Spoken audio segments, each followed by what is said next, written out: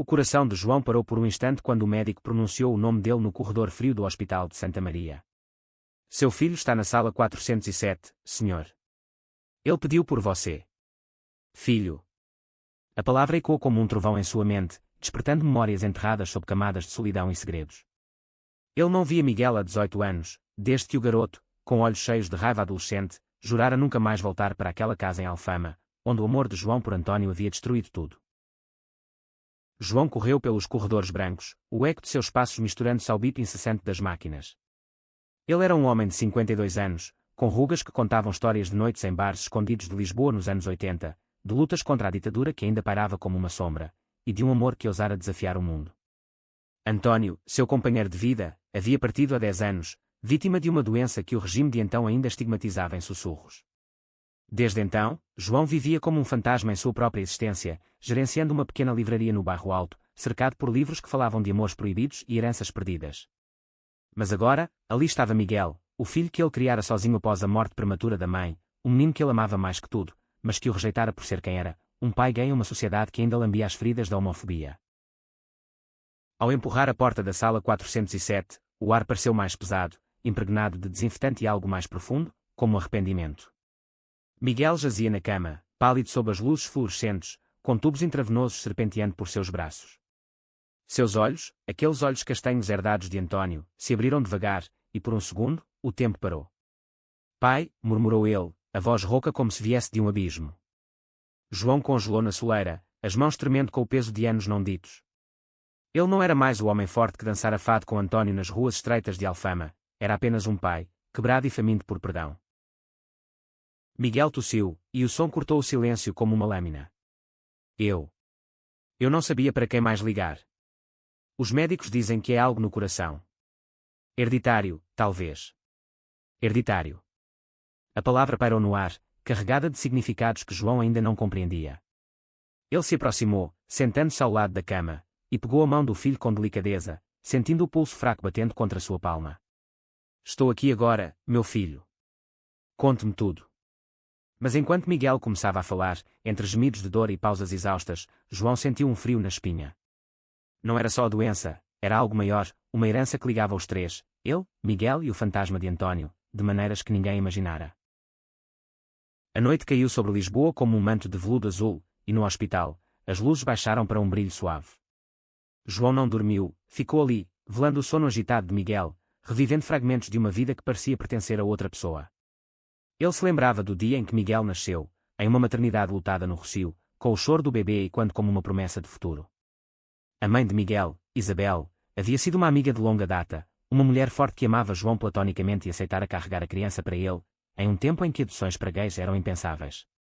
Ele será nosso, dissera ela, rindo, antes que o câncer a levasse apenas 3 anos depois. João criara Miguel sozinho, equilibrando turnos na livraria com noites de histórias sobre heróis que amavam sem fronteiras. Mas então veio António, o artista de rua com mãos calejadas de pintar azulejos e um coração que batia no ritmo do fado. Seu amor florescera como as flores de jasmim nas varandas de Alfama, intenso e inevitável. Miguel, aos 10 anos, os flagrara uma noite, abraçados no sofá sob o som de Amália Rodrigues.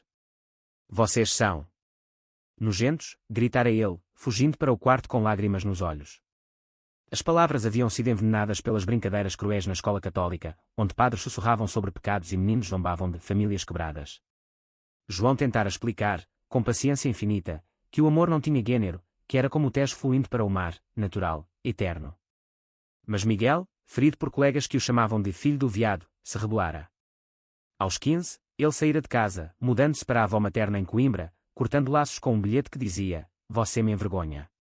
Não sou como você." Agora, 18 anos depois, Miguel estava ali, com 23, um jovem engenheiro que voltara a Lisboa para um emprego em uma firma de arquitetura sustentável. Ele contara, entre delírios febris, que o colapso viera durante uma apresentação no trabalho, dor no peito, visão embaçada, o mundo desabando como um castelo de cartas. "Eu pensei que ia morrer sem te ver", confessara ele, os olhos úmidos. "E tem algo mais, pai. Algo que a vovó me disse antes de morrer. Sobre o pai verdadeiro. Sobre herança." João sentiu o chão sumir sob seus pés. Pai verdadeiro. Ele sempre fora o pai de Miguel, em todos os sentidos que importavam. Mas as palavras de Isabel, em seu leito de morte, ecoaram agora: há segredos na família, João. Antônio. Ele carregava mais do que pintava. Antônio nunca falara de família, viera de uma aldeia no Alentejo, órfão cedo, com histórias de um pai ausente e uma mãe que cantava fado em tabernas. Mas e se houvesse mais? E se Miguel carregasse não só o sangue de Isabel, mas algo de Antônio que ia além do DNA, uma herança de segredos, talvez uma fortuna esquecida, ou pior, uma maldição de preconceitos enterrados? Na manhã seguinte, o sol de dezembro entrava pelas janelas, tingindo o quarto de ouro. Miguel acordou melhor, cor voltando às bochechas, e pediu para sair dali. Quero ir para casa, pai. Para a tua livraria. Lembra como eu amava aqueles livros de contos de fadas com príncipes que se beijavam? João sorriu, o coração aquecendo pela primeira vez em anos. Sim, meu amor. Vamos para casa. Mas ao assinarem a alta, o cardiologista puxou João de lado. É uma cardiomiopatia dilatada, senhor. Rara, mas hereditária. Procura história familiar. Pode haver mais casos. De volta à livraria no bairro Alto, o ar cheirava a papel velho e café forte. Miguel se instalou no sofá antigo, coberto por uma manta tecida à mão, enquanto João preparava chá de camomila. A rua lá fora pulsava com turistas e locais, o som de guitarras e quando de bares próximos. Conte-me sobre a vovó, pediu Miguel, a voz ainda fraca. Ela disse que o pai verdadeiro era alguém do passado de Antônio. Um homem rico, de Lisboa, que abandonou a família por causa. Bem, por causa de quem era? João sentou-se ao lado dele, as mãos entrelaçadas. Antônio nunca falou disso. Ele dizia que sua família era só nós três, você, eu e ele. Mas enquanto falava, uma memória surgiu, uma carta velha, amarelada, encontrada nos bolsos de Antônio após sua morte. Endereçada a meu filho perdido, de um tal de Dom Francisco de Sousa, um nome que soava como de nobreza antiga. João a lera uma vez, com lágrimas, mas aguardara, temendo reabrir feridas. Talvez seja a hora de desenterrar isso, murmurou ele. Dias se passaram em uma rotina frágil de cuidados e conversas. Miguel, recuperando forças, começou a ajudar na livraria, arrumando prateleiras com um sorriso tímido. Ele confessou, uma noite sob as estrelas do Mirador de Santa Catarina, que namorava um rapaz chamado Rafael, um designer gráfico de Porto. Ele me faz sentir normal. Mas eu tinha medo de te contar, depois de tudo que eu disse. João abraçou, o peito apertado de orgulho e dor. Meu filho, o amor é o que nos salva. Não importa o formato. Mas o idílio foi interrompido por uma batida na porta da livraria. Um homem alto, de uns 60 anos, com terno impecável e olhos frios como o aço, entrou. João Mendes. Sou advogado de Dom Francisco de Sousa. Ele faleceu há uma semana, e você, ou melhor, seu falecido companheiro, é mencionado em um testamento. Há uma herança. E um filho que pode reivindicá-la. O mundo de João girou. Dom Francisco. O pai de Antônio. E Miguel. O neto. A herança não era só dinheiro, era uma mansão em Sintra, terras no Douro, e segredos que podiam explodir como uma bomba em uma família já fraturada por preconceitos. Mas o advogado avisou, há condições. A família de Dom Francisco é conservadora. Eles contestarão se souberem da natureza de Antônio. A tensão cresceu como uma tempestade no horizonte atlântico. Miguel, ao ouvir a notícia, sentiu uma mistura de empolgação e terror. Eu sou parte disso. Mas eles me odiarão, pai. Por ser como você. Como nós. João, dividido entre proteger o filho e honrar o legado de Antônio, decidiu investigar. Eles viajaram para Sintra, onde a mansão Quinta da Lua Prateada se erguia como um palácio de contos, com torres góticas e jardins labirínticos. Lá, encontraram Beatriz, a irmã mais nova de Antônio, uma mulher de 70 anos com cabelos prateados e um olhar que misturava curiosidade e suspeita. Vocês vieram pelo dinheiro? Perguntou ela, servindo vinho do Porto em taças de cristal. Beatriz era viúva, sem filhos, e guardiã dos segredos da família. Francisco era um homem duro, João. Abandonou Antônio porque o menino. Bem, ele era sensível demais para o mundo dele, pintava flores em vez de caçar. E depois, os rumores sobre Lisboa. Ela parou, olhando para Miguel. Mas você, rapaz, tem os olhos do meu irmão. E o coração, pelo que vejo. As conversas se estenderam por noites, sob o luar que batia prata nos azulejos. Beatriz revelou a história. Dom Francisco, um industrial do vinho, descobrira o amor de Antônio por um rapaz na juventude e o deserdara, mandando-o para Lisboa com nada além de uma maleta. mas no leito de morte, arrependido, ele redigira o testamento, deixando tudo para o sangue de meu sangue, através de quem ele amasse. Era uma ponte frágil sobre o abismo do preconceito, um gesto tardio de redenção. No entanto, nem tudo era paz. O primo de Beatriz, Carlos, um homem ambicioso de Setúbal, contestou o testamento na justiça, alegando que a herança de Sousa não pode ir para bastardos e desviantes. As manchetes nos jornais de Lisboa explodiram: escândalo na nobreza, herança para filho de gay. A homofobia, que João pensara adormecida na Portugal pós 25 de Abril, acordou rugindo. Manifestantes conservadores se reuniram em frente à livraria, gritando slogans de família tradicional. Miguel, ainda fraco, sofreu ataques online, com trolls chamando-o de aberração. Em meio ao caos, um novo conflito surgiu. Rafael, o namorado de Miguel, pressionado pelo estresse, sugeriu que ele renunciasse à herança. Não vale a dor, amor. Nós podemos construir nossa vida sem isso.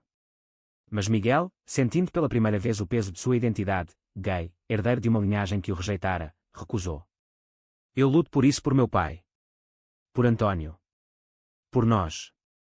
João, vendo o filho sofrer, mergulhou em uma crise interna.